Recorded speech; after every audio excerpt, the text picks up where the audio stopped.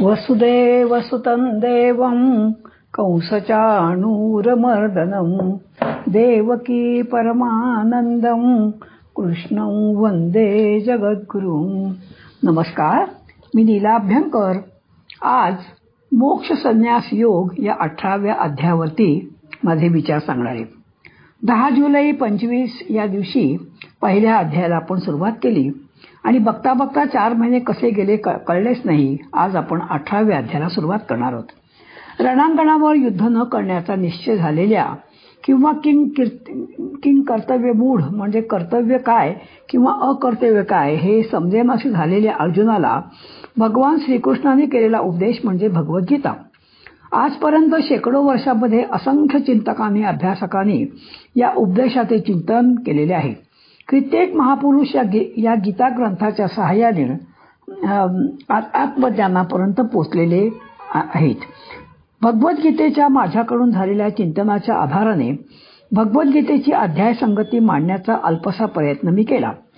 छोटा मुंह बडी बात याची मला पूर्ण कल्पना होती, परंतु हे सर्व लिखाण भगवंताच्या म्हणजे श्रीकृष्णाच्या कृपाप्रसादाने केले आहे याची मला पूर्ण कल्पना आहे.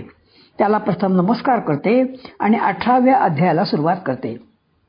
18वा अध्याय हा कळसाध्याय किंवा एकाध्यायी गीता म्हणून ओळखली जाते. हा अध्याय सर्व गीता शास्त्रांचा उपसंहार आहे. हा सगळ्यात मोठा अध्याय आहे.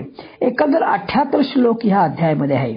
आधीच्या अध्यायात जे सांगितले तेच तत्व 18व्या अध्यायामध्ये आहे. तसेच जे काही थोडे सांगायचे राहिले होते ते सर्व भगवंतांनी या अध्यायात पूर्ण केले आहे. अध्यायाच्या सुरुवातीला कर्माचा संन्यास व त्याग याची चर्चा आलेली आहे. काम्य कर्माचा सर्वस्वी संन्यास करावा व नित्यनैमित्तिक कर्मे ममत्व टाकून फलत्याग पूर्ण करावीत असे कृष्णाने इथे सांगितलेले आहे. भगवान वेदव्यासाने 1.25 लाख श्लोकांचं महाभारत रचलं आणि महाभारताच्या युद्ध प्रसंगी 700 श्लोकांचं सार म्हणजेच भगवद्गीता श्रीकृष्णाने अर्जुनाला सांगितली. समजा या गीतेला गीता मंदिर आपण जर म्हटलं त्यात एकावर एक 17 मजले बांधले तर ते झाले 17 अध्याय आणि त्यावर 18वा अध्याय म्हणजे कळस अध्याय तो आता आपणच पाहणार आहोत. म्हणजे बघा 17 मजले आपण चढलो. आता कळस हा जो आहे तो 18वा अध्याय आहे आणि या गीता मंदिराला म्हणजे गीताला आपण नमस्कार करून आणि आपण पुढे जाऊया. कर्त्याच्या सात्विक राजस तामस प्रकृतीनुसार ज्ञान जसे त्रिविध असते तसेच त्याची कर्मे बुद्धी कृती सुख त्याग वृत्ती इत्यादीही त्रिविध असतात. त्यातले आपण काही थोडे पाहूया. त्याग सुद्धा बघा 3 प्रकारचा आहे. एक म्हणजे तामस त्याग. डोकं दुखतं म्हणून काय आपण डोकं तोडत नाही, पाय दुखतात म्हणून काही पाय कापत नाही, कर्म करणं अवघड म्हणून कर्माची त्यागही म्हणजे करायचा का. तामसी लोक आळसाने कामाचा त्याग करतात. राजस त्याग कसा असतो तर हाताला चटका लागतोय म्हणून भोजनच करायला नको, श्रम पडतात. शरीर थकवायला नको ही माणसं कर्माचा आरंभ करतात पण खूप कष्ट आहेत म्हणून कर्म अर्धवट सोडून देतात. सात्विक त्याग उत्तम कर्माचा प्रकार. इथे कर्माचा त्याग नसतो तर कर्म केल्यावर मिळणाऱ्या फळाचा त्याग असतो. ही माणसं प्रामाणिकपणे शुद्ध भावाने कर्म पूर्ण करतात. माणसाच्या वृत्तीचे पण 3 प्रकार आहेत. ब्रह्मदेवापासून कीटकापर्यंत सर्वजण 3 गुणांमध्ये वाटले गेलेले आहेत. सत्व रज तम या गुणांप्रमाणे माणसाची वृत्ती ठरते आणि त्याप्रमाणे माणसांचे 3 प्रकार आणि लक्षण आहेत. तामसी वृत्तीची 7 लक्षणे आपण बघूया. प्राणी जिवंत असो वा नसो त्यावर माशीही बसतेच. त्याप्रमाणे योग्य अयोग्य कळत नाही तरी हे तामसी ज्ञान होय. आकाशात जाणारा धूर जसा दिशाहीन असतो तसे त्यांचे विचार हे दिशाहीन असतात. पतंग ज्याप्रमाणे ज्योतीवर उडी घेऊन स्वतः संपतो, ज्योत विसते व स्वतःही संपतो, या वृत्तीची माणसं स्वतः संपतात व दुसऱ्याचाही नाश करतात. मुळातच हे आळशी असतात. आपण जे कर्म करत आहोत त्यातून काय निष्पन्न होणार हे त्यांना कधीच ठाऊक नसते. उकिरडा जसा कचऱ्याने भरतो तसं त्यांचं मन वाईट विचारांनी भरलेलं असतं. ह्या व्यक्ती दुसऱ्याला तुच्छ मानतात म्हणजेच कमी लेखतात. अर्थाचा अनर्थ करणारी ही माणसं अत्यंत नकारात्मक असतात. राजस वृत्तीची जी माणसं असतात ती स्वतःच्या फायद्यासाठी इतरांशी माणुसकीने वागतात पण घरच्यांशी मात्र नीट वागत नाहीत. एखाद्या भयंकर आजार जसा कुठल्याच औषधाला दाद देत नाही तसा त्यांचा अहंकार वाढतच जातो. यशाने ते आनंदी तर होतातच पण दुसऱ्याला वाकुली दाखवत मीच कसा जिंकलो हे अहंकाराने सांगतात. बगळ्याला दूध आणि पाणी वेगळं करता येत नाही, तसं कर्म अकर्म याची निवड करता येत नाही. कर्ज काढून लग्न केलं की लग्नाच्या वेळी छान वाटतं, पण फेडताना मात्र अंगाशी येतं. अशी ही इंद्रिय सुख भरपूर भोगतात तेव्हा छान वाटतं, पण त्यानंतर मात्र अंगाशी येतं. सात्विक वृत्ती. सूर्याला कसा अंधार ठाऊक नसतो, तसा सात्विक माणसाला नकारात्मकता मूळ ठाऊकच नसते. पतिव्रता जशी प्रेमाने पतीचा स्वीकार करते व तोहीच तिच्यावर जसे प्रेम करतो, तशी सात्विक माणसं आपल्या वाटेला आलेले कर्म मनापासून स्वीकारतो. आई मुलाचं पालन पोषण करताना जशी कंटाळत नाही, अशी ही माणसं कर्माला कधीच कंटाळत नाहीत. ढग पाणी देतो म्हणून सृष्टी हिरवीगार होते, असा अहंकार जसा ढगाला नसतो तसा याला सुद्धा अहंकार नसतो. औषध कडू आहे पण त्याचा परिणाम उत्तम असतो. तसं कर्म कितीही कठीण असलं तरी गुरुवरील श्रद्धा, मनाची एकाग्रता याने पूर्ण ते करतात आणि त्यांची ईश्वराच्या वर ठाई पूर्ण विश्वास आणि श्रद्धा असते. ही माणसं म्हणजे संत सज्जनच म्हणावीत. गीतेच्या संवादाने विश्वाला काय बरं दिलं असंच आपण विचार केला तर अर्जुनाला गीता सांगणं म्हणजे इथे द्वैतभाव होता, पण इथे आरशामध्ये पाहावं तसे ते दोघे एक झाले. हा संवाद संपला. अर्जुन वासरू झाला तर कृष्ण त्याची माता म्हणजे गाय झाली. गीतारूपी दूध हे अर्जुनाला श्रीकृष्णाने दिले. हे दूध इतक्या प्रमाणात होतं की ते अनंत काळापर्यंत सर्वांना पुरेल. बीज पेरलं की जसं लगेच झाड येत नाही, सूर्योदयानंतर लगेच दुपार होत नाही, तसं उत्तम गुरु मिळाल्यावर उत्तम शिष्य तयार होतो. भगवंत म्हणतात, चातुर्वर्ण्य व्यवस्थेची कर्ता मी आहे, म्हणजे परमात्मा आहे, कृष्ण नव्हे. मोक्षप्राप्तीसाठी कोणतीही आसक्ती न ठेवता इंद्रिय, मन, अंतःकरण इत्यादी ताब्यात ठेवून इच्छा टाकून आचरण केलं तर कर्माचा संन्यास घडतो. सर्व ठिकाणी अनासक्तीने राहणे महत्वाचे, हीच नैष्कर्म सिद्धी. 14व्या श्लोकामध्ये अत्यंत महत्वाचा असा एक भाग श्रीकृष्ण सांगतायत. अर्जुन सर्वच कर्मे पूर्ण होण्यासाठी सांख्य तत्वज्ञानात सांगितलेली 5 कारणे आता कृष्ण ह्या अर्जुनाला सांगत आहेत. जेथून घडायचे म्हणजे स्थान म्हणजे शरीर, पहिलं शरीर, दुसरं कार्य करणारी शक्ती म्हणजे प्राणशक्ती, तिसरं म्हणजे ज्ञानेंद्रिय आणि चौथं म्हणजे कर्मेंद्रिय आणि 5वं जे आहे आणि ते म्हणजे दैव. भगवान म्हणतात दैवम चैवात्र पंचमम. दैव अथवा प्रारब्ध किंवा प्राक्तम किंवा नशीब अनुकूल असणे ही गोष्ट कर्मसिद्ध होण्यासाठी गरजेची आहे. आपल्याला आश्चर्य वाटेल की 17व्या अध्यायापर्यंत कुठेही दैववाद, प्रारब्ध किंवा नशीब हा शब्द भगवंतांनी मुळे उच्चारलेलाच नाहीये. भगवान नशीब, प्रारब्ध, प्राक्तमाला दैव म्हणतात. समर्थ प्रयत्नवादी संत आहेत, यात तो देव जाणावा मानणारे आहेत. म्हणून ते म्हणतात की माणसाने पूर्णपणे प्रयत्न करावा, म्हणजे ज्याला म्हणतात 100% इफर्ट्स वापरूनही जर यश आलं नाही तर दैव अनुकूल नव्हतं हे समजावे. इथे जर उदाहरण घ्यायचं तर 2 नोव्हेंबरची बायकांची क्रिकेटची मॅच सगळ्यांनी पाहिली असेल. प्रथम पाऊस पडला म्हणून विलंब झाला. ऑस्ट्रेलिया आणि आपली टीम, ऑस्ट्रेलिया चुकलं माझं, दक्षिण आफ्रिका आणि आपली टीम ही तुल्यबल होत्या. दोन्ही टीम उत्तम खेळल्या, पण 37 वर्षांनी आपण वर्ल्ड कप मिळवला. कारण आपल्याला दैव अनुकूल होतं. म्हणजेच सर्व कर्मे करण्यास केवळ आपण कारण नाही असे ज्ञानी समजतात. मी करीन, माझ्या कर्माचे अमुकच फळ मिळेल ह्या म्हणण्याला काही अर्थ नाही. इथे आपल्याला दैववाद आणखी गीता शिकवते. त्यानंतर 55व्या श्लोकामध्ये भगवंत म्हणतायत, भक्तीच्या योगाने मी कोण आहे, माझे स्वरूप किती व्यापक आहे याचे त्याला यथार्थ ज्ञान होते आणि ज्ञान झाल्यावर तो माझ्या ठाईच प्रवेश करतो. क्रमयोगाची सुरुवात कर्मापासून झालेली आहे. येथे सुरुवातीला कर्मे घेण्यास अनुसरून करण्याचा प्रयत्न होता. मात्र आता त्या प्रयत्नांचे पूर्ण संस्कार, पूर्ण वळण देह, मन, बुद्धीला पडलेले असते. भक्ताने परमात्म्याला जाणलेले आहे. ब्रह्माशी तो एकरूप झालेला आहे. तत्वतः परमात्म्यामध्ये प्रवेश केलेला आहे. तरी त्याचा जीवनक्रम पूर्वीसारखाच चालू आहे. सर्व कर्मे करत असताना भगवंताचा प्रसाद, त्यांची प्रसन्नता त्याला सतत मिळत राहते. आणि म्हणून क्रमयोगाचे तात्पर्य आपण थोडक्यात जरा बघूया. स्वधर्म कर्म न टाकता ती संयमपूर्वक आसक्तीरहित कर्मफलाचा त्याग करून निरीच्छ भावाने अंतःकरण इंद्रिय विषयादी जिंकून तसेच स्पृहा म्हणजे इच्छा टाकून केली असता नैष्कर्म्य सिद्धी प्राप्त होते. 2. या युक्तीमुळे नैष्कर्म्य सिद्धी म्हणजे कर्म करूनही मी करीत नाही अशा प्रकारचा भाव त्याच्या ठिकाणी निर्माण होतो आणि ब्रह्म तादात्म्य पावण्यासाठी आवश्यक योग्यता तो मिळवितो. 3. मग आत्मसंयमान रूपी योगाची प्रवृत्ती त्याच्या ठिकाणी निर्माण होते आणि त्यामुळे त्याची बुद्धी शुद्ध होते, युक्त होते, तो अनावश्यक विषय टाकायला शिकतो.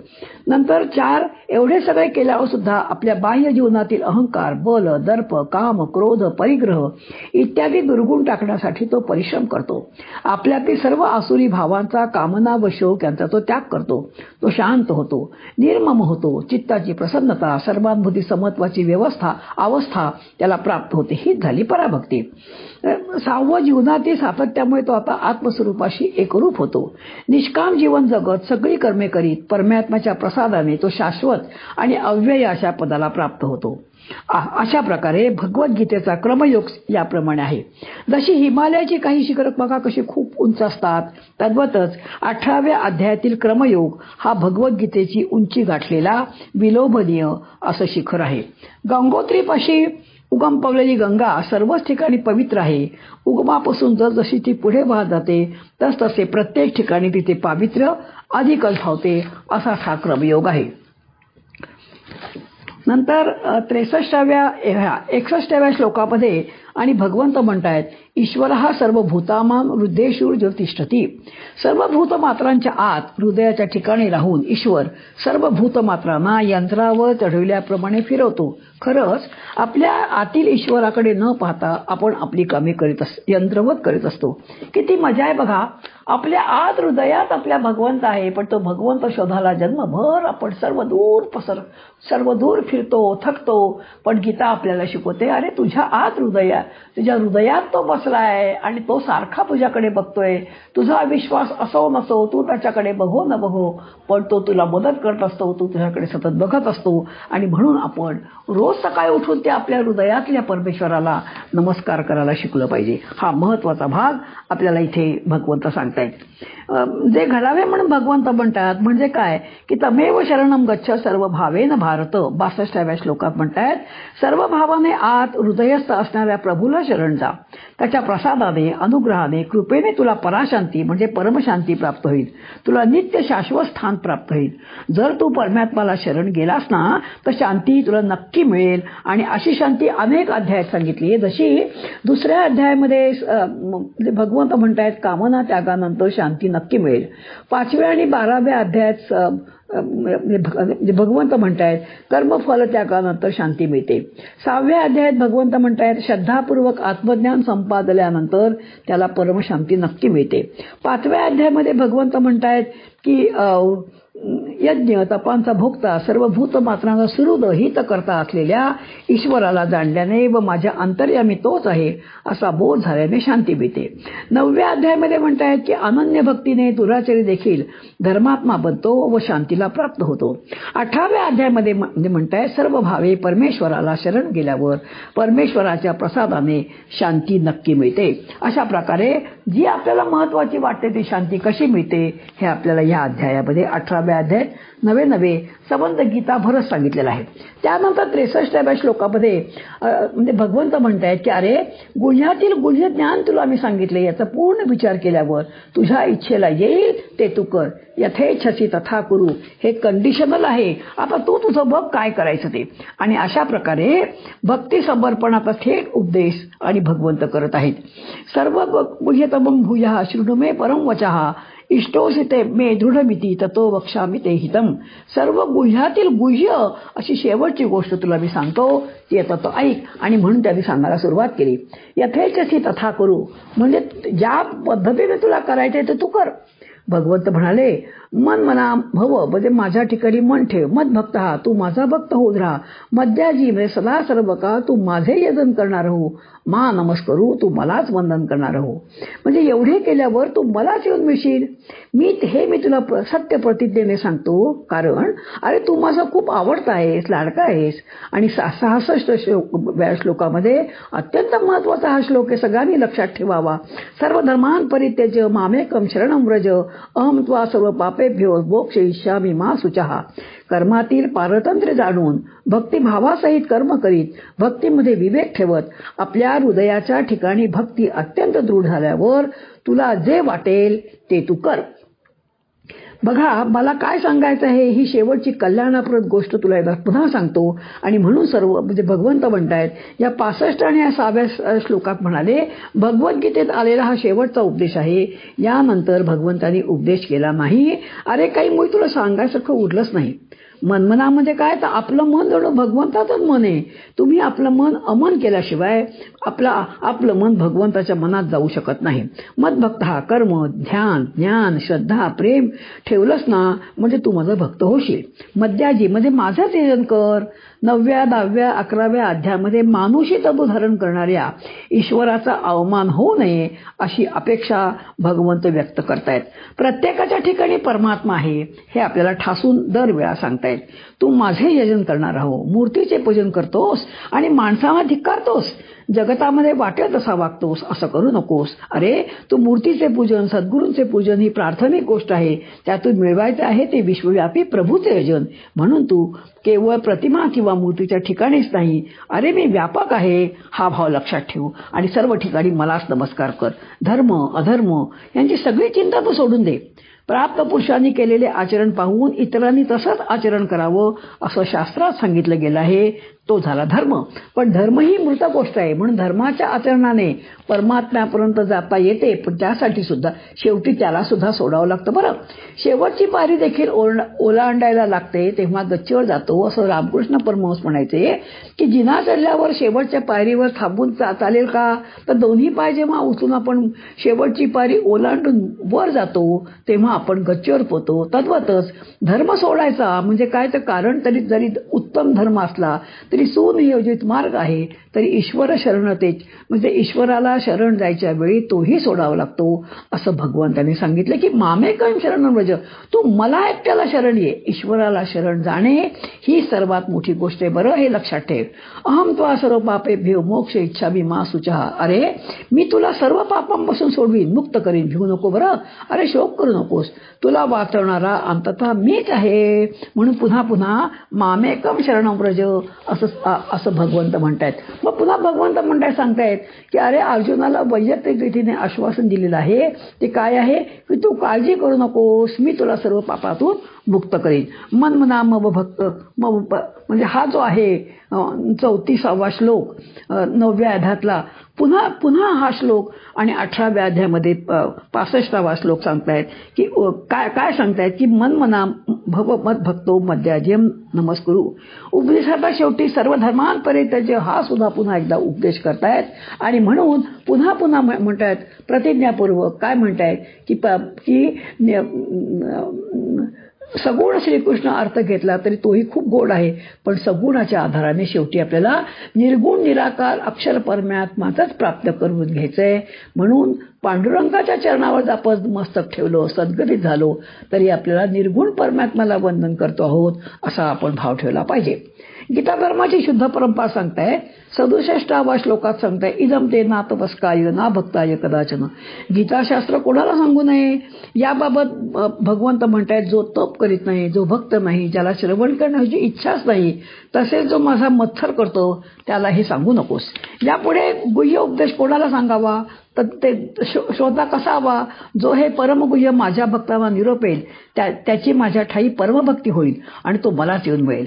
भक्तांना हा उपदेश सांगावा असे भगवंतांनी सांगितले. पण भक्त कोण, जे तपस्वी आहेत, जे भक्तिमान आहेत, जे श्रवणेच्छू आहेत आणि जे निर्मत्सरी आहेत ते भक्त या श्रवणाचे अधिकारी आहेत.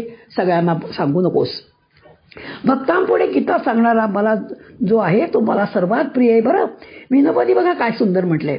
विनोबा म्हणतायत की सुंदर टीप दिली आहे की देवाचा निरोप घेऊन हिंडणारे याच आशेवर पायपीट करत असतात की ते देवाचे अत्यंत लाडके होणार आहेत आणि त्यांची ती आशा सफल झाल्याचा त्यांना अनुभव येत असतो. आणि मग पुढे सांगतायत की असूया न बाळगता श्रद्धेने जे कोणी गीता धर्माचे श्रवण करील तोही देहबुद्धीपासून मुक्त होईल, सद्गतीला प्राप्त होईल असे आश्वासन भगवंतांनी इथे दिले. नंतर भगवंत सांगतायत की 17व्या अध्यायामध्ये अपूर्ण राहिलेला भाग पुढे करतायत की कर्त्याचे अंतरंग कसे असावे. सात्विक कर्ता, सात्विक ज्ञान, सात्विक बुद्धी, सात्विक वृत्ती, सात्विक सुख याविषयी भगवंतांनी 18व्या अध्यायात सांगितले. अर्थात भगवंतांना सत्वयुक्त जीवन अभिप्रेत आहे. ज्याचे जीवन सत्वयुक्त आहे तोच त्रिगुणाच्या पलीकडे जाऊ शकतो. म्हणून कर्म, ध्यान, उपासनेद्वारा इंद्रियांना वळण लावणे, तसंच भगवद्गीतेमध्ये सांगितले गेलेले जीवनाचे जे आदर्श गुण आहेत म्हणजे भक्ती, कर्मयोग, गुणातीतता, स्थितप्रज्ञता, ज्ञान, दैवी गुणसंपदा या गुणांचा आपल्या जीवनामध्ये अभ्यास करणे अत्यंत महत्त्वाचे आहे. या ठिकाणी ज्ञानयज्ञ असे म्हणतात. भगवंताने ज्ञानोत्तर भक्ती करायला सांगितली. बरं, आता पुढे म्हणते की श्रोता कसा असावा. तर भगवंतांची अपेक्षा अशी एक धर्मयुक्त आचरण कसा करणारा असावा, असूयारहित आणि श्रद्धाळू असावा, तो दोषदर्शी नसावा. अशी श्रद्धा आणि असूया हे अत्यंत दोन महत्वाचे आहेत आणि ते महत्वाचे इथे सांगितलेले आहेत. आता आपण जे 2 श्लोक बघणार, नेहमी आपण एक श्लोक बघतो पण ह्या वेळेला आपण 2 श्लोक बघणार आहोत. पहिला श्लोक जो आहे तो 73वा आहे. अत्यंत महत्वाचे दोन्ही श्लोक आहेत म्हणून एक न घेता मला 2 घ्यावेसे वाटले. पहिला श्लोक जो आहे तो नष्टो मोहा स्तुते लब्धा तत्प्रसादान मयाच्युत शीतोष्णी गत संदेहा करिष्ये वचनम तव. अच्युत, हे अच्युता, आपल्या कृपेने माझा मोह नष्ट होऊन गेला आणि मला स्मृती प्राप्त झाली. संशय रहित होऊन राहिलो आहे. आता आपल्या आज्ञेचे मी पालन करीन. ज्ञानेश्वरीच्या 1558 पासून ते 1587 पर्यंत ओव्या आहेत. मग अर्जुन म्हणे, काय देवो पुसता ती आवडे मोह, तरी तो सुख सकुटुंब गेला जी ठावो घेऊनी आपुला, पासी येऊनी दिन करे डोळ्याते अंधारे, पुसिते हे काही सरे कोणे गावी. अशा प्रकारे ह्या इतक्या सगळ्या ओळ्या मी काही म्हणत नाहीये, तुम्ही ज्या आपल्या ज्ञानेश्वरीमध्ये पाहून घ्या. आता मी थोडंसं विवरण करते. हे गीतेचे महात्म्य सांगून अखेरीस कृष्णाने अर्जुनाला विचारलं, पार्था, आतापर्यंत सांगितलेला शास्त्र सिद्धांत तू एकच चित्ताने ऐकलास ना? ज्याचं निराकरण करण्यासाठी मी हे सगळं बोललो तो तुझा अज्ञानजन्य मोह गेला की नाही? हा प्रश्न करून देवानी ब्रह्मरूप होऊ पाहणाऱ्या अर्जुनाला पुन्हा देहभानावर आणलं. नाहीतर त्याची आनंदावस्था देवांना कळली नव्हती असं थोडंच आहे. शिष्याच्या आधी त्याच्या पूर्णत्वाची चाहूल सद्गुरूला लागते. सर्वज्ञ श्रीकृष्णाला सुद्धा ती लागली होती. परंतु अर्जुनाला अजून कार्य करायचं होतं आणि त्यासाठी त्याला द्वैत भावावर आणणं आवश्यक होतं. अष्टभावानी बहरून आलेला अर्जुन या प्रश्नानं देहाच्या सीमेवर आला. प्रेमाश्रूंना आवरून सद्गदित कंठाला म्हणाला, हे काय विचारतोस रे कृष्णा? तुझ्या कृपेनं माझा मोह नष्ट झाला. मला तुझ्या प्रसादाने स्मृती प्राप्त झाली. मी संदेह रहित झालो. आता तुझी आज्ञा मला शिरसा वंद्य आहे. अर्जुनाच्या उत्तरातील प्रत्येक शब्द अत्यंत महत्वाचा आहे. बरं मैत्रिणींनो, नीट ऐका. त्याच्या मुखातून हे शब्द यावेत यासाठीच तर भगवंतांनी गीतेचा केला हा सारा कटोटोप केला होता. सबरांगणावर धर्मसंकीर्णाचा घोष केला होता. त्याला नाना तऱ्हेनं समजावलं होतं. त्याच्या संभ्रमित ते संमोहित मनाला पुन्हा पुन्हा जागं करीत या अमृत तत्वाच्या वाटेवर त्याला आणलं होतं. अर्जुनानं म्हणजे इथे महत्वाचा भाग काय आहे तर तुझ्या कृपेनं. असं नाही मला की माझा मोह नष्ट झाला. माझा मोह नष्ट झाला असं त्यांनी जर म्हटलं असतं तर त्याला पुन्हा ज्ञान द्यावं लागलं असतं. आणि म्हणून प्रत्येकाने लक्षात ठेवं, आपण जी प्रत्येक कृती करतो, प्रत्येक कर्म करतो ते भगवंताच्या कृपेमुळे होतं. माझ्या कृपेमुळे, माझ्यामुळे होत नाही. हा अत्यंत महत्वाचा भाग आणि इथे लक्षात ठेवायला पाहिजे. अर्जुनानं या श्लोकात कृष्णाला अच्युता म्हटले. अच्युत म्हणजे न ढळणारा, निश्चळ, अढळ. अर्जुनानं कृष्णाच्या दृढ निश्चयाचा पुरेपूर प्रयत्न घेतला आहे. अर्जुनानं आतापर्यंत येरे माझ्या मागल्या करीत कृष्णाला पुन्हा पुन्हा इतके प्रश्न विचारले आहेत, इतके संदेह उभे केले आहेत की एखाद्यानं म्हटलं असतं, काय रे माझे डोकं खातोयस, तू आता तोंड बंद कर, तुला समजवण्यात काहीही अर्थ नाही. परंतु हा करुणामय अच्युतानं आपला प्रयत्न सोडला नाही. त्यानं पुन्हा पुन्हा लटपट अर्जुनाला सावरलं आहे. पडत्या पार्थाला उभं केलं आहे. तो रागावला नाही, बरं त्रासला पण नाहीये, निराशही झाला नाहीये. तो आढळपणानं आपलं व्यवस्थापनाचं कार्य करीतच राहिला. अर्जुनाचे पुढचे शब्द आहे, तुझ्या कृपेनं माझा मोह नष्ट झाला. तुझ्या कृपेनं, तुझ्या प्रसादानं या शब्दांनी व्यक्त होणाऱ्या अहोभावानं भगवद्गीतेचं भरत वाक्य उद्घोषित झालं. प्रयोजन संपलं, कार्य संपूर्ण सफल झालं. अर्जुन जर एवढंच म्हणाला असता की माझा मोह गेला, तर गीता पुढे चालू राहिली असती. कारण माझा हा शब्द म्हणजे मी आणि माझा हेच तर मुख्य सोडायचे ना.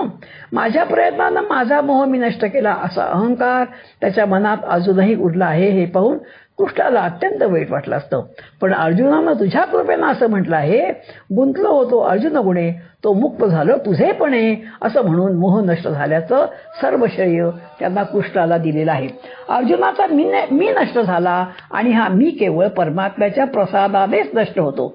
माझ्या साधनेनं, तपानं, प्रयत्नानं माझं अज्ञान नष्ट झालं असं जो म्हणतो तो तपस्वी त्या सात्विक, पवित्र आणि म्हणूनच अत्यंत सूक्ष्म आणि अत्यंत शक्तिशाली अहंकारामुळे परमात्म पदाला वंचित होतो. अर्जुन पुढे म्हणतोय की तुझ्या कृपेनं मला स्मृती प्राप्त झाली, तुझेनी मज मी पावलो. बघा, भेट होता सदा सर्वत्र असणारं परब्रह्म त्याच्याशी एकरूप होणं म्हणजे स्मृती मिळणं. भेट होता ज्याची भेटे सर्व काही, आपल्याची ठाई आपणासी. अशी आपलीच आपल्याशी भेट होणं म्हणजे पहावे आपणासी आपण, असं समर्थ म्हणतात. म्हणजे स्मृती म्हणजे मी खरा मी त्याला कळला, खोटा मी मध्ये जो होता तो खोटा मी त्याचा गेला. अर्जुनाला प्रभू कृपेने ती अवस्था प्राप्त झाली. साहजिकच तो संशयरहित झाला. विस्मरणाची संशयाची रात प्रसरली आणि स्वरूपाच्या स्मरणाचा सूर्यप्रकाश अर्जुनाच्या हृदयात उजळून गेला. स्मृती झाली, मनाची संशयवृत्ती झाली, संशय निवृत्ती झाली, प्रज्ञा स्थिर झाली, स्वरूपात स्थिरावली, स्वस्थ झाला.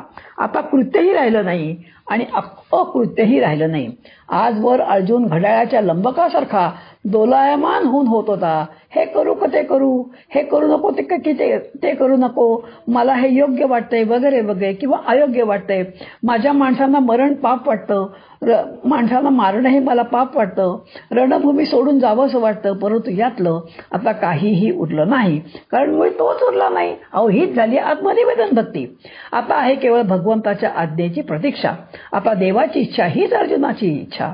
खरं पाहिलं तर परमात्मा करविल, घडविल तेच नित्य घडत असतं.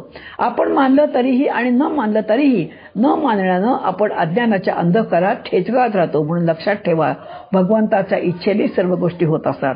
अर्जुन म्हणतोय, आता तुझी आज्ञाप्रमाण तू काही पण सांग, मी तुझ्या वचनाप्रमाणे करीन. यावर कृष्ण त्याचा सखा, अप्रेष्ट होता, हितचिंतक होता, सारथी होता आणि त्या स्वरूप ज्ञानाच्या क्षणी तो त्याचा सद्गुरू झाला.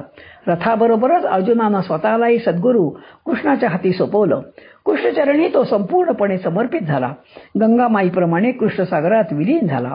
त्याचा केवळ मोहच सहकुटुंब म्हणजे इतर जे लोभ वगैरे आहे त्या अवगुणांसहित नष्ट झाला.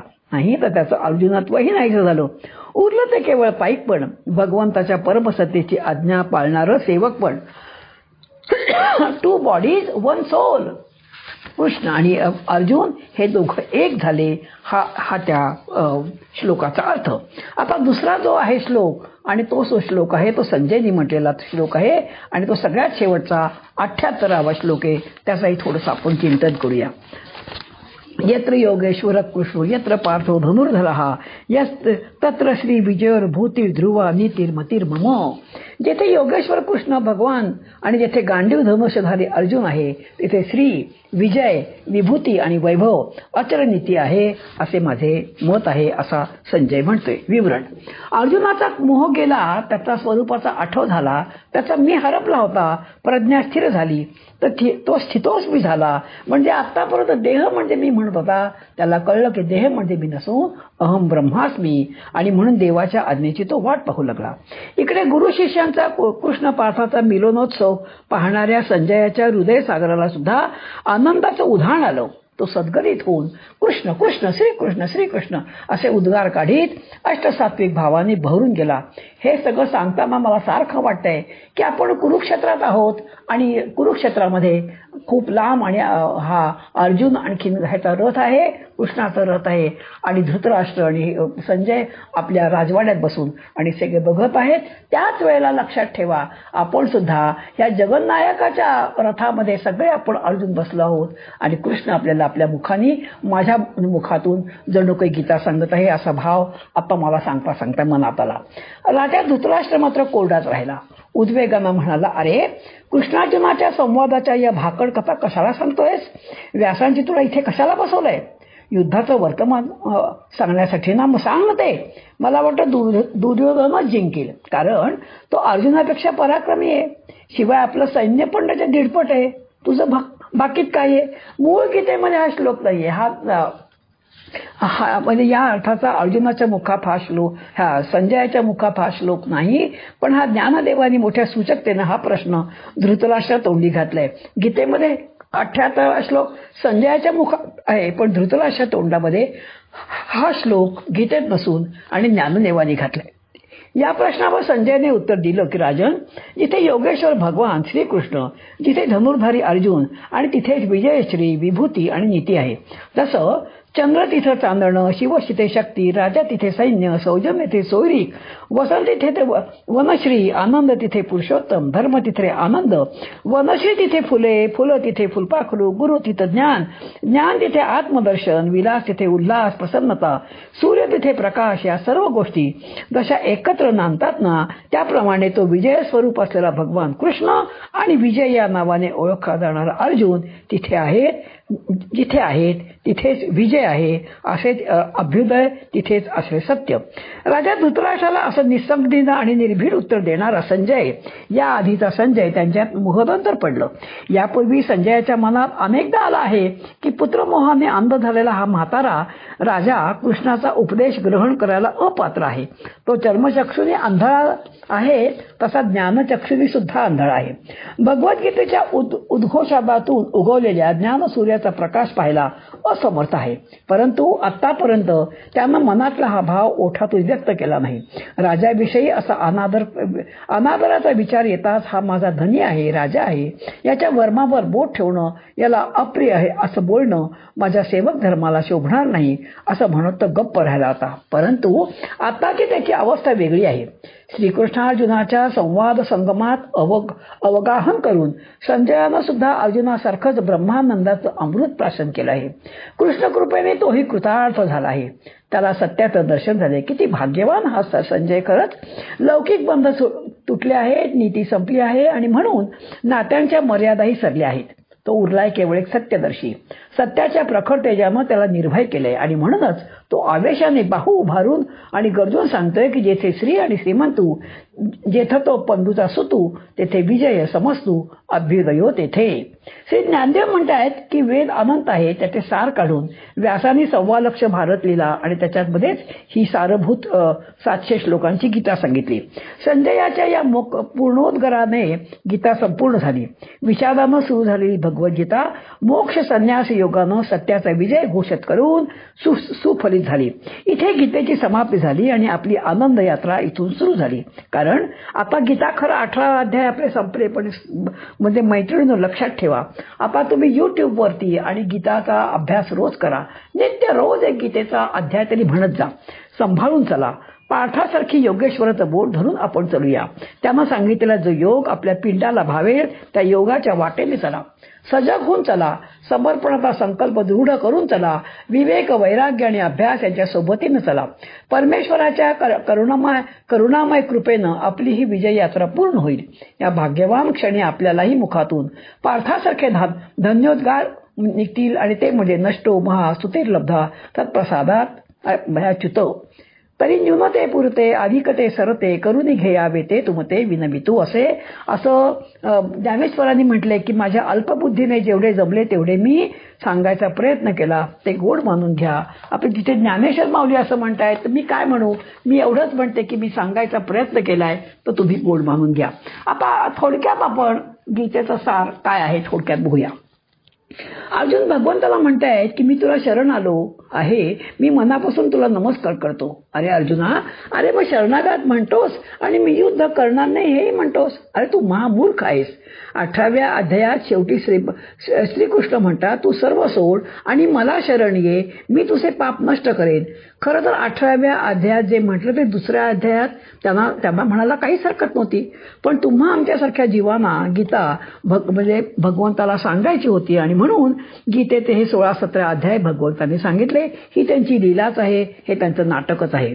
दुसऱ्या अध्यायातील 22व्या श्लोकात भगवंत म्हणतात, मी मरणार म्हणून अरे म्हणून तू काय घाबरतोस? तू देह नसून देही म्हणजे आत्मा आहेस व आत्मा तर अमर आहे. या आत्म्याला शस्त्र कापत नाही, अग्नी जाळीत नाही, वारा सुकवीत नाही, पाणी कुजवीत नाही. जो जन्माला मुळे आला त्याला मृत्यू निश्चित आहे, जो मेला त्याला जन्म निश्चित आहे. आणि म्हणून या अपरिहार्य गोष्टींविषयी शोक करू नकोस, युद्ध कर. तू मारला गेलास तर स्वर्गाला प्राप्त होशील व जिंकलास तर पृथ्वीचं राज्य करशील. अर्जुना, अरे मी स्पष्ट वक्ता आहे. देवांची पूजा करणारे देवांना प्राप्त होतील, पितरांची पूजा करणारे पितरांना आणि भूतांची पूजा करणारे भूतांना व माझी पूजा करणारे मात्र मलाच प्राप्त होतील. 9वा अध्याय 25वा श्लोक 21वा श्लोक. तू सर्व वेळी माझे स्मरण कर, मन आणि बुद्धी मला अर्पण कर, म्हणजे निसंशय मलाच प्राप्त होशील. 8वा अध्याय 7वा श्लोक. केवळ भक्तीने काम होईल रे, अनन्य भक्तीने माझी प्राप्ती होईल. 9वा अध्याय 22वा श्लोक 26वा श्लोक. जे मला भक्तीने पान फूल फळ जल प्रेमाने देतात ना, ते मी आनंदाने स्वीकारतो. जे जे खातोस पितोस दान करतोस तप करतोस ते मला समर्पण कर. अनन्य भावाने माझी भक्ती जे करतात त्यांचे योग क्षेम मीच पाहतो. योग म्हणजे अप्राप्त वस्तूची प्राप्ती आणि क्षेम म्हणजे प्राप्त वस्तूचे रक्षण. योगक्षेम म्हणजे ज्याच्याकडे जे जे आहे त्याचे रक्षण करणे व जे नाही ते त्याला देतो. दुसरा अध्याय 30वा श्लोक. अत्यंत 9वा अध्याय चुकलो 9वा अध्याय 30वा श्लोक. अत्यंत दुराचारी जरी असला व मग मला भजू लागला तरी तो सदाचरणीच मी मानतो. रावण शिशुपाल कंस हे शापाने दुराचारी झाले तरी त्यांना मी मुक्ती दिली. 9वा अध्याय 29वा श्लोक. अर्जुना, माझा कोणी शत्रू नाही, माझा कोणी मित्र नाही. माझी भक्ती जो करतो त्याची भक्ती मी करतो, कारण मी आत्माराम, मी पूर्णकाम, मी परमनिष्काम आहे. 9वा अध्याय 31वा श्लोक. भगवंताने चॅलेंज दिलंय की माझ्या भक्ताचे कधी पतनच होणार नाही. तो कोणत्याही जातीचा असू दे, चांडाळ असू दे, त्याची भक्ती मी करतो. जे ज्या प्रकारे मला भजतात त्या प्रकारे मी त्यांना भजतो. 4था अध्याय 11वा श्लोक. अर्जुन विचारतो, तुम्ही म्हणता मनाने भक्ती कर, पण अरे मन तर किती चंचल आहे. मग 6व्या अध्यायात 4व्या श्लोकात, अरे वायूपेक्षाही गतिशील आहे. खरंच अर्जुना, तू तुझे मन सतत माझ्यात लाव ना, कारण मी आनंद सिंधू आहे, तुला नक्की यश मिळेल. अरे भक्ती हीच एकमात्र साधन आहे. 10वा अध्याय 8वा श्लोक. 9वा अध्याय 18वा श्लोक. संसार माझ्यापासून निर्माण होतो, माझ्यात लीन होतो. अर्जुना, तुझ्या सांगण्याप्रमाणे माझे रूप मी तुला दाखवले ना, तुला ते आवडले ना, अरे पण शेवटी तू घाबरलास. 10वा अध्याय 53वा श्लोक 54वा श्लोक. ज्याप्रमाणे तू पाहिलेस अशा प्रकारचा मी वेदांनी तपानी दानाने यज्ञांनी पाहणे शक्य नाही. केवळ अनन्य भक्तीने तत्वतः मला तुम्ही जाणू शकता, पाहिला जाऊ शकता. आणि म्हणून सर्व गीता सांगून झाल्यावर 18व्या अध्यायामध्ये 64व्या आणि 65व्या श्लोकात श्रीकृष्णाने गुह्यतम गोष्ट सांगतो. म्हणून एक असतं गुह्य, दुसरं असतं गुह्यतर, तिसरं असतं गुह्यतम. तू माझा लाडकं शिष्य सखा आहेस. 9वा अध्याय 4थ्या श्लोकामध्ये हेच सांगितले की माझी भक्ती कर, सर्व धर्माला सोड, धर्म एकच आहे म्हणजे मला धारण करणं. धारण करण्यायोग्य या जगात फक्त मी एकटाच आहे, सिद्ध आहे, शुद्ध आहे, आनंद सिंधू आहे. बाकी सर्व माया आहे बरं. पहिल्या अध्यायापासून तू म्हणतोस की मला पाप लागेल. अरे पण मी तुला पापापासून मुक्त करेन ना. जो मला शरण येतो त्याला आणखीन धर्म पाळायची मुळी गरजच नाही. पण त्यासाठी संपूर्ण शरणागती पत्करावी लागते, कम्प्लीट सरेंडर. गीतेचं अंतिम लक्ष भक्ती आहे. कर्म करताना मन भगवंतापाशी ठेवा, हाताने कर्म करा, मनाने भक्ती करा, भक्तीचे फळ मिळेल. निष्काम भक्ती, अनन्य भक्ती, निरंतर भक्ती, अशी भक्ती आमच्या सगळ्यांकडून घडो, अशी श्रीकृष्णाजवळ आपण प्रार्थना करूया. आणि आजचे बोलणे मी इथेच थांबवते. डोळे मिटा, शांत बसा आणि मी काय सांगते ते थोडं ऐका. एका गावात एक साधू जगन्नाथपुरीला जायला निघाला. त्याच गावातील एका शेठाने 100 रुपयाची नोट दिली. त्यावेळची गोष्ट आहे जगन्नाथाला अर्पण करायला म्हणून 100 रुपयाची नोट घेऊन आणि हा साधू निघाला. जेव्हा चालत निघाला तेव्हा त्याला वाटेत 2 दिवस उपाशी असणारा गरीब साधू भेटला. त्या साधूने त्याला जेवणासाठी थोडे पैसे दिले. पुढे त्याला एक आजारी भेटला. त्याला पण औषधाला त्यांनी पैसे दिले आणि असं करत करत जेव्हा जगन्नाथपुरीला पोचला तेव्हा 2 रुपये उरले. ते जगन्नाथाच्या झोळीत टाकले व म्हणाला, देवा 2च रुपये उरले बरं, आणि बाकीचे गरिबांना गरजूंना मी वाटून टाकले. घरी परतला. त्या शेठाने विचारले, काय 100 रुपये दिलेस का? हो दिले ना. रात्री स्वप्नामध्ये जगन्नाथ त्या शेठाच्या आला व म्हणाला, 98 रुपये मला मिळाले, पण मला 98 रुपये मिळाले. आता त्या शेठाला वाटलं की अरे 100 रुपये दिले म्हणतो, मग 2 रुपयाचं काय? सकाळी शेठाने साधूला विचारले. तो म्हणाला, हो मी वाटेतल्या गरजूंना 98 रुपये वाटले, पण 2 रुपये त्याला दिले. शेठाच्या काय ते सगळं लक्षात आलं. मूर्तीत देव नसून तर चराचरात देव भरलाय, म्हणजे जळी स्थळी काष्ठी पाषाणी देव भरलाय. आपण सुद्धा देव सर्वदूर बघायला शिकलं पाहिजे. म्हणजे कोणाचाही अपमान म्हणजे देवाचा अपमान आहे, कोणाचाही मत्सर म्हणजे देवाचा मत्सर आहे. आणि त्यामुळे आपलं मन आपण व्यापक केलं पाहिजे आणि सर्वदूर भगवंताला बघायला आपण ह्या गीतेच्या अभ्यासाने शिकायला पाहिजे. मैत्रिणींनो, साधकांनो, गेले 4 महिने आपण गीतेचा अभ्यास करतो आहोत.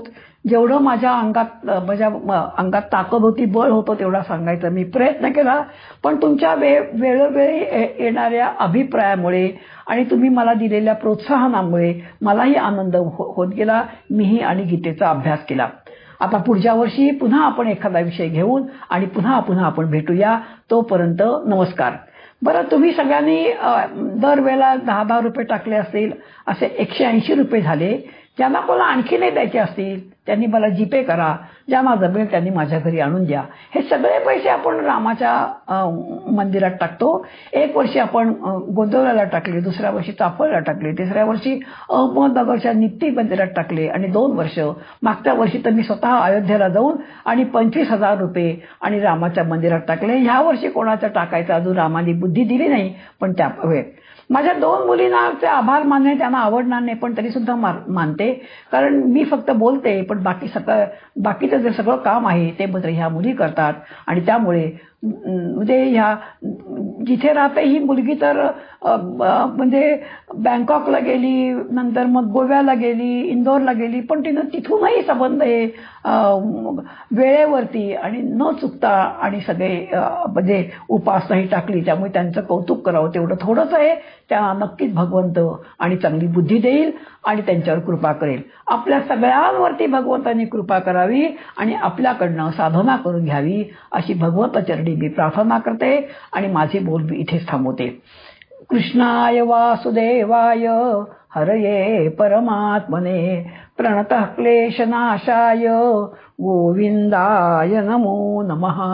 गोविंदाय नमो नमः. गोपाल कृष्ण भगवान की जय.